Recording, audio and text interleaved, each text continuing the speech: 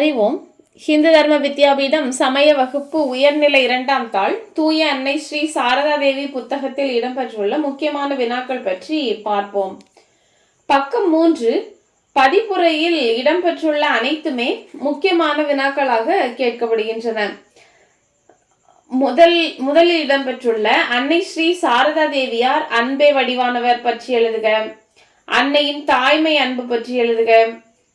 அன்னையின் வாழ்வு அனைவருக்கும் ஒரு எடுத்துக்காட்டாக திகழ்ந்தது.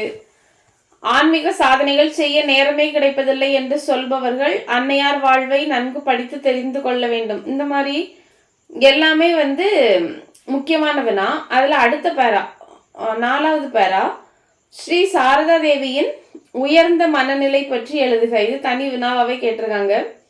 100 சதுரடிக்கும் குறைவான நகபத்தை தூங்கும் அறை, சமையலறை, உணவு உண்ணும் அறை, பொருட்கள் பாதுகாக்கும் அறை, வரும் விருந்தினர்களை சந்திக்கும் அறை என உபயோகப்படுத்தியது என இவ்வளவு வசதி குறைவான இடத்தில் வாழ்ந்தாலும் எப்பொழுதும் ஆனந்தம் அனுபவித்தேன் என அவரே கூறுவது அவர்தம் உயர்ந்த மனப்பான்மையை புரிய வைக்கும். அடுத்ததாக பக்கம் 5 ஸ்ரீ சாரதா தேவியின் குடும்ப ஆன்மீக பின்னணி எவ்வாறு இருந்தது. அடுத்ததாக பக்கம் 10 தட்சிணேஸ்வரத்திற்கு வருவதன் முன் அன்னைக்கு கிடைத்த தெய்வீக காட்சி. ஸ்ரீ ராமகிருஷ்ணருக்கு பைத்தியம் பிடித்து விட்டது என்று அனைவரும் கூற கேட்க அன்னை குருநாதரை பார்க்க சென்ற பொழுது உடல்நலம் சரியில்லாமல் இருந்தபோது கண்ணங்கரிய பெண் சாரதையின் தலைமாட்டில் அமர்ந்து அவருடைய தலையை வருடினார். மிகவும் ஆறுதலாகவும் இதமாகவும் உணர்ந்த சாரதை அந்த அதிசய பெண்ணிடம், அம்மா நீ யார், எங்கிருந்து வருகிறாய் என வினவினார். தட்சிணேஸ்வரத்தில் இருந்து என்று கூறினார் அந்த பெண்மணி. இந்த பகுதி தட்சிணேஸ்வரத்திற்கு வருவதன் முன் அன்னைக்கு கிடைத்த தெய்வீக காட்சி என்பதற்கு விடையாக வரும். அடுத்ததாக அன்னை சாரதா தேவி தம்பி மகளான நளினியிடம் கூறியது என்ன. பக்கம் 13 இடம்பெற்றுள்ளது. ஸ்ரீ ராமகிருஷ்ணரின் வழிகாட்டுதலில் என்னும் தலைப்பின் கீழ் உள்ளது. தன் தம்பி மகளான நளினியிடம், உன் வயதிருக்கும் பொழுது நான் எவ்வளவு வேலைகள் செய்வேன் தெரியுமா, ஆயினும் தினமும் 1,00,000 நாம ஜபமும் செய்வேன் என்பார். அடுத்த வினா, ஸ்ரீ ராமகிருஷ்ணர் அன்னை சாரதைக்கு கற்பித்த அன்றாட நடைமுறை வாழ்க்கை பயிற்சிகள் யாவை. இது பக்கம் 15 இருக்கு. 15 கீழே இருந்து 2வது பேரா, அன்றாட வாழ்வில் மற்றவர்களிடம் நடந்து கொள்ள வேண்டிய நடைமுறை, அடிக்கடி உபயோகிக்கும் பொருட்களை கைக்கெட்டும் தூரத்தில் வைப்பது, எடுத்த பொருட்களை மீண்டும் அதே இடத்தில் வைப்பது, விளக்கில் திரி போடுவது, வெற்றிலை சுருள் மடிப்பது, காய்கறிகளை சமைப்பது என அனைத்திற்கும் வழிகாட்டினார். படகிலோ வண்டியிலோ செல்லும் பொழுது முதலில் ஏறி கடைசியில் இறங்கி அனைத்து பொருட்களும் ஒழுங்காக ஏற்றி இறக்கப்பட்டுள்ளனவா என கவனிக்க வேண்டும் என்பனவற்றை எல்லாம் கூறி வழிகாட்டினார். உலகில் ஒவ்வொருவரும் ஒவ்வொரு மனநிலையில் இருப்பர். எனவே அவர்களிடம் பழகும் பொழுது அவர்களின் குணத்தை தெரிந்து எந்த அளவிற்கு தொடர்பு வைத்துக் கொள்ளலாம் என முடிவு செய்து பழக வேண்டும். முடிந்த அளவு அனைவரிடமும் ஒத்து போகுதல் தேவை என்பனவும் கூறப்பட்டன. இதுவரைக்கும் அதற்கு விடையாக வரும். அடுத்து பக்கம் 18 சோடசி பூஜையின் போது ஸ்ரீ ராமகிருஷ்ணர் எவ்வாறு அம்பிகையை பிரார்த்தித்தார். ஷோடசி பூஜை பற்றி தூய அன்னை ஸ்ரீ சாரதா தேவி புக்ல பக்கம் 18 இருக்கு. அதே மாதிரி பரமஹம்சர் ஒரு அவதார வரிஷ்டரின் வரலாறு புத்தகத்திலையும் இருக்கு.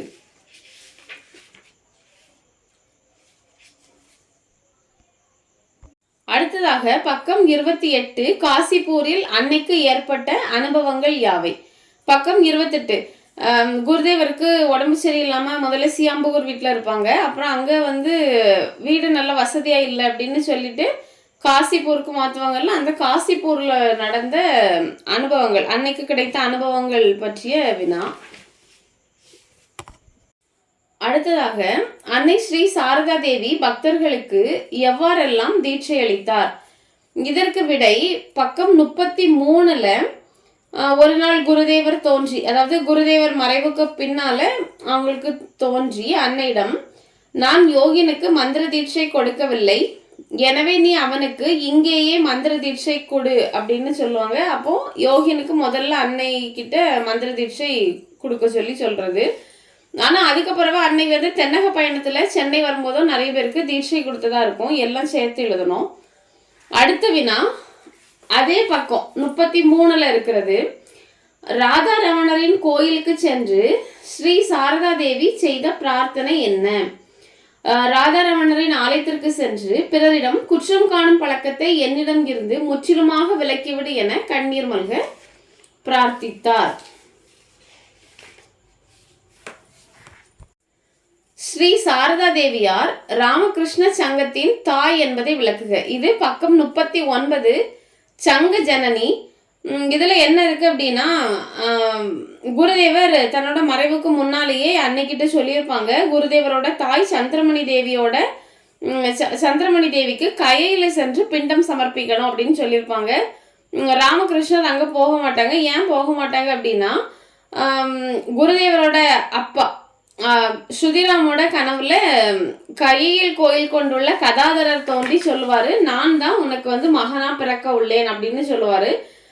அதனாலதான் குருதேவருக்கு கதாதரர்னு பெயர் வச்சிருப்பாங்க.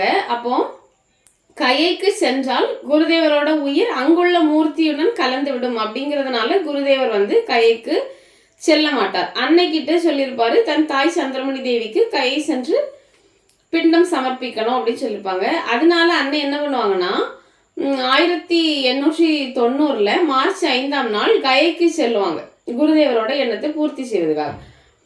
அப்படி கயைக்கு போறவங்க அங்கிருந்து புத்த கயைக்கு போவாங்க. அங்க ஒரு முக்கியமான ஒரு மடத்தை பார்ப்பாங்க. அந்த மடத்துல பார்த்தா எல்லா துறவிகளோட உணவுக்கும் மற்ற தேவைகளுக்கும் சிறப்பான ஏற்பாடுகள்லாம் செய்யப்பட்டிருக்கிறத பார்த்து அன்னை வந்து ரொம்ப வியப்படைவாங்க.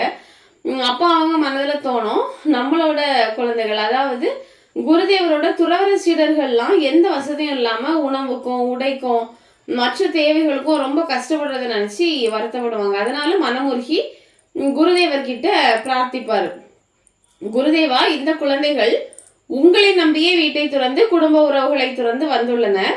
அவர்கள் உணவுக்கும் உடைக்கும் வழியின்றி தங்குவதற்கு உரிய இடமும் இன்றி அலைந்து திரிகின்றனர். இது நியாயமா? நம் பிள்ளைகள் உணவிற்காக பிச்சை எடுப்பதை என்னால் ஏற்றுக்கொள்ள முடியவில்லை.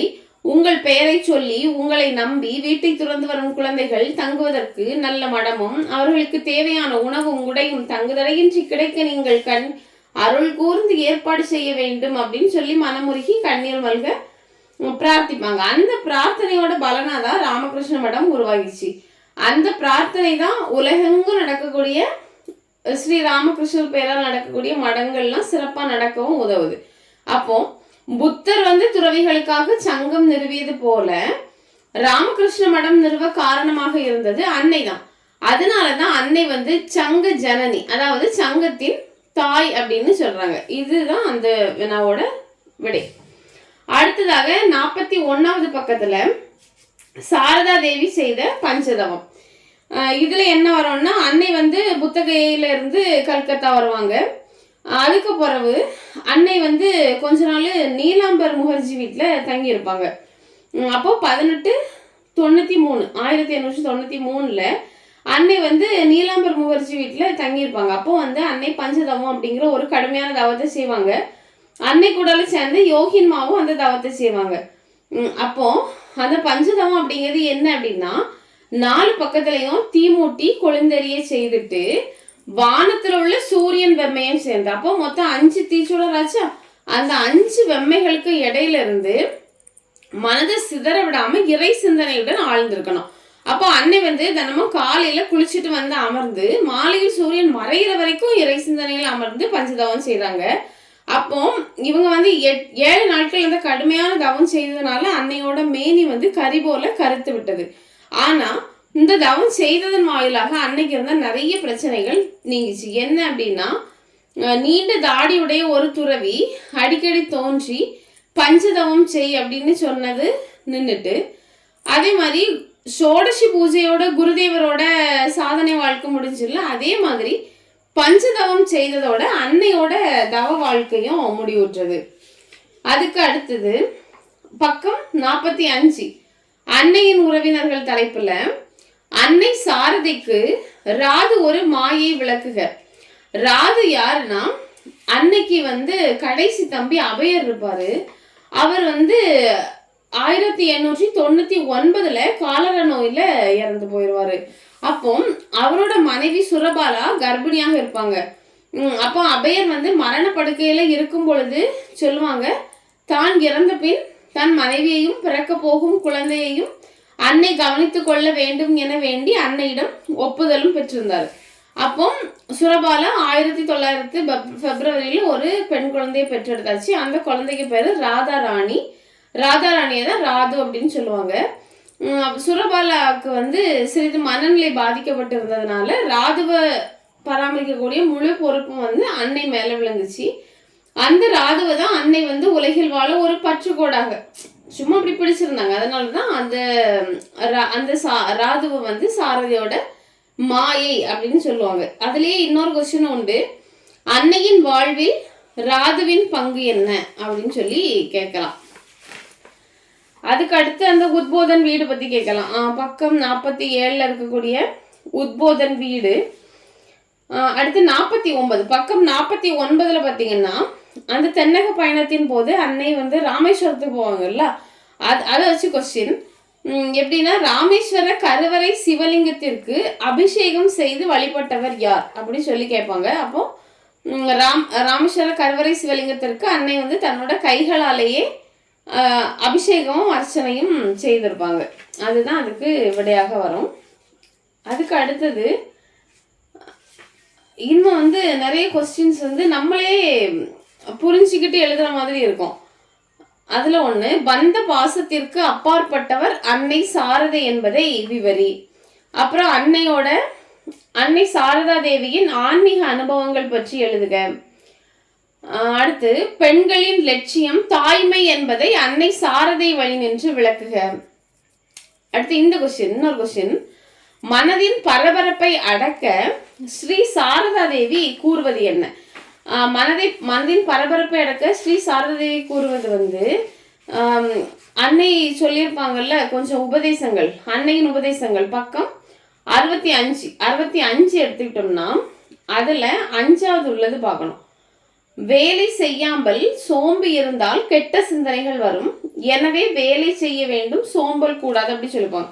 அப்போ மனதின் பரபரப்பை அடக்க ஸ்ரீ சாரதா தேவி கூறுவது என்ன அப்படின்னா, மனதின் பரபரப்பை அடக்க என்ன செய்யணும்? வேலை செய்யணும். வேலை செய்யாம இருந்தோம் அப்படின்னா நம்மளுக்கு என்ன வரும்? கெட்ட சிந்தனைகள் வரும். அதனால வேலை செய்யணும் அப்படின்னு சொல்லியிருப்பாங்க. அதுக்கப்புறம் பெண்களின் பொறுமைக்கு அன்னை சாரதை ஓர் எடுத்துக்காட்டு விளக்குக. அன்னை சாரதா தேவியின் வாழ்க்கையை படித்த பின் உனக்கு ஏற்பட்ட மாற்றம் அப்படி கேட்பாங்க. அதுக்கப்புறம் இங்க கொஞ்சம் சில குறிப்புகள்னு சொல்லி கொடுப்பாங்கல்ல, அன்னையின் வாழ்க்கை சம்பவங்கள். அதுல இருக்கக்கூடியதுல தாய் மதம் திருப்புதல் போன வருஷம் கேட்டிருந்தாங்க. அதே மாதிரி இந்த இதுல உள்ள இருக்கக்கூடியது படிச்சுக்கிடணும். அதுல இருக்க எல்லாமே சின்ன சின்ன கதைகள் மாதிரி இருக்கு, அதை படிச்சுக்கிடணும். சரி, இதெல்லாம் போக நான் மீதி வேற ஏதாவது பார்த்தேனாலும் அப்புறம் அப்டேட் பண்றேன். நன்றி.